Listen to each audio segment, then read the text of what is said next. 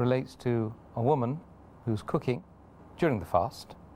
Is she allowed to taste the food? As long as the person who's cooking the food, whether it be a gent cook or lady cook, there's a hadith in Sahih Bukhari, volume number 3, in the book of fasting, chapter number 25.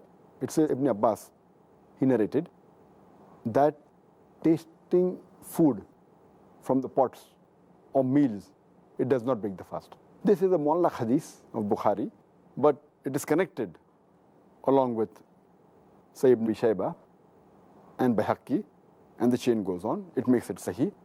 And it says that Ibn Abbas, may Allah be pleased with him, he says that tasting vinegar and food while fasting. So all these hadith prove that while fasting a person can taste food, but you have to be careful. The food should not enter your throat. You should not swallow the food. And that is the reason the scholars say that if it's required, you should do it. Otherwise not.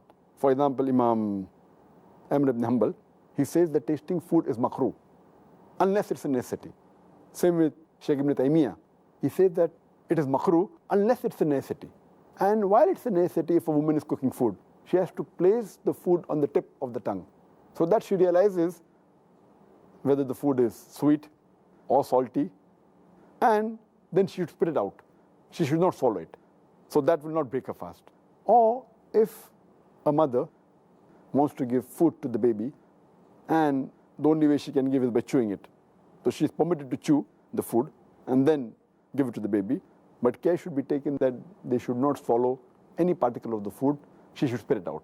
So these are necessities where it's permissible to taste food, but unnecessary. Just because you're feeling hungry and you taste it, it's makruh, though it will not break the fast. Makruh means discouraged. It will not break the fast. But otherwise, for a necessity, it can be done, but care should be taken. It does not go down the throat. It should not be swallowed. After tasting the food, should be spat out.